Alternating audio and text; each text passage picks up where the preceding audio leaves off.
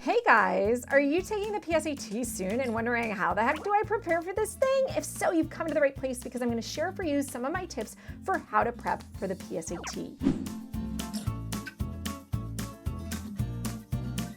My name is Brooke, and I've been coaching students on the PSAT, the SAT, and the ACT for over a decade and a half. I've scored perfectly on both the SAT and the ACT as an adult, and I've coached students to perfect scores on the ACT and the SAT. So if you're looking for awesome insider tips, you have come to the right place. If you're looking for even more prep for the PSAT, I also suggest that you check out our online SAT course. That's at SupertutorTV.com. Remember, the SAT and the PSAT are pretty identical tests. The SAT is a slight bit longer, but our SAT course is everything you need to also prepare for the PSAT. So no matter which test you're doing, it's going to give you lots of lessons that are completely applicable. A few other quick announcements. If you are not plugged into our social, make sure you subscribe to our YouTube channel by clicking subscribe below this video. We also have a Facebook and Instagram and a Twitter and a mailing list. It's totally free. And we'll keep you in the know of anything awesome we have going on here at Super Tutor TV. Cool. So let's get into how to prep for the PSAT.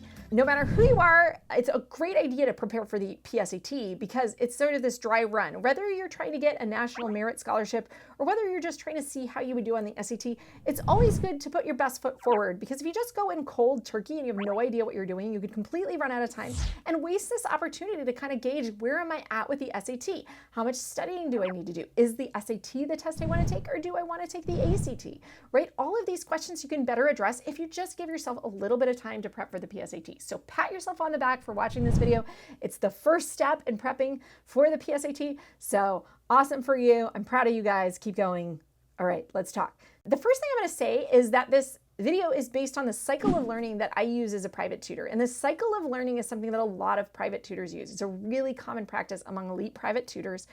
This in some ways is evidence-based in the sense that when you learn from a test that you took and you made mistakes on that test, you learn better. That's something called the testing effect. It's a psychological concept. For some weird reason, our human minds, when we make mistakes, are so much more receptive to learning than if we just try to learn things cold, right? If I just try to teach you vocabulary, you're not going to learn it as well as if I gave you a quiz on vocabulary, you got a bunch of stuff wrong, and then I went over the things that you missed and told you what they were. I don't know why this is true. It's just the way our human minds work. And so we capitalize on that by using the cycle of learning. So my first step that I want you to do is take a PSAT practice test. Where do you get one? Well, you can get one from the College Board. We have links on our resources page at SupertutorTV.com/resources, where you can download one or both of the free practice tests available from the College Board. Print it out. Don't do it from your computer screen. Please do it on paper, how you're going to do it the day of the test. It's so different. And a lot of students do much worse when they do it from a screen. So do that, print out a bubble sheet, get your number 2 pencil out, get out a calculator for the calculator section, right? Do it right. And if possible, do it all in one sitting. If you need help timing, we have an awesome little tool called a testing timer that's on YouTube here, which you can use to pretend that you are being proctored in a room while you take the PSAT. So check out that testing timer.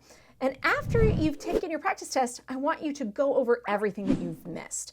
And that's going to help you understand, how are you doing on this test?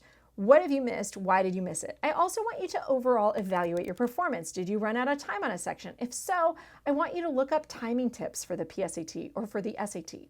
In addition to just going over the questions that you missed, you also want to make a list of all the things that you need to brush up on. For example, in math, you might be a little bit rusty on SOHCAHTOA, and maybe you miss a SOHCAHTOA problem, even if you got the questions right, but they took you too long and then you ran out of time, right?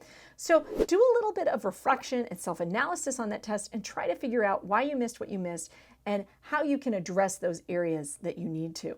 At this point, I also want you to try to understand the thinking of the test. One way you can do that is by going over video explanations of every question on PSAT number 1, if you happen to take that one from the College Board.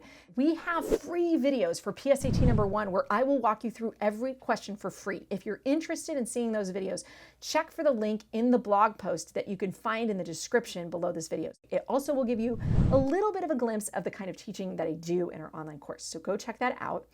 After you've taken the test and you can go through it with my videos, I often am going to tell you what kind of content you might need to know as well. And that could be another way that you can build out your study list. And I want you to build out a list of all the things you want to work on. Again, it could be things like timing, it could be geometry, it could be exponential growth questions, whatever it is you're missing. And those video explanations, again, are also going to clue you in on what you're missing.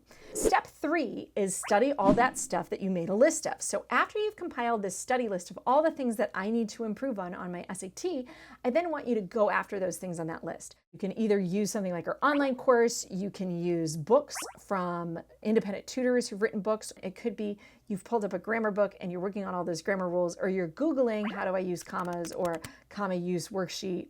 If you don't have a book or a resource that's SAT specific, obviously SAT specific is going to be better.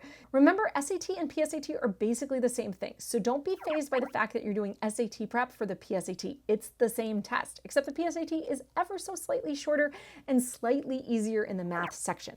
It's not going to include as many pre-calculus items. That's it. Otherwise, they're kind of the same. When it comes to doing reading, you can also check out a lot of our YouTube videos. Those can be harder to do just with drills. A lot of times reading is about approach. And so I'm going to tell you to turn to the voices of experts who know this test inside out. They're going to be kind of your best guides to how do I really approach the reading section and improve on it. You can also use Khan Academy. I will say Khan Academy is much better when it comes to math than when it comes to the grammar. I find the grammar sections on Khan Academy to be overly simple and way easier than the actual PSAT and SAT. So you're only going to get so much out of that. The other thing I will warn you is that the reading passages for practice on Khan Academy are hit and miss. The reading tip videos are probably okay, but the reading passages are like a little bit more dodgy. Some of the questions on the practice passages are weirdly hard in ways that aren't verifiably accurate. And some, I would even argue, have 2 right answers and things like that, and they're highly problematic. So be warned that some of the material on Khan Academy isn't perfect, but it's still a resource you can use if that's the resource that you have. But I'm just forewarning you, the practice tests are always going to be better content and stronger material than the practice sections on Khan Academy, except for maybe the math. The math is pretty good. Sometimes the math does weight toward areas that don't show up in the test very often, though, or types of questions I've never actually seen on published SATs or PSATs. So caveats out there, but it still is better practice than nothing. So if that's what you have to work with and that's the free resource you have, you can still really improve your score quite a bit using that. And then step 4 is just repeat. So you're going to repeat my 3 steps. Take a practice test, figure out what you missed, go over all your answers that you missed, understand each question. Why did I get it wrong? What was the test thinking? How did the test think differently from how I thought? What little details in the answer choices did I miss? And then make a list of kind of content areas, particularly in the math and the grammar sections, and then work on those. But in any case, going through this cycle of learning a couple of times with a couple of practice tests before your PSAT is at least going to help you get a good baseline so that you're not just super doing this cold. And that's going to be a more useful number to start with so that you can project how much can I increase from this? What are my goals in terms of the kind of colleges that I want to attend? Am I there yet? Am I not there yet? And if you're not there yet, subscribe to our channel because I would love to help you get there.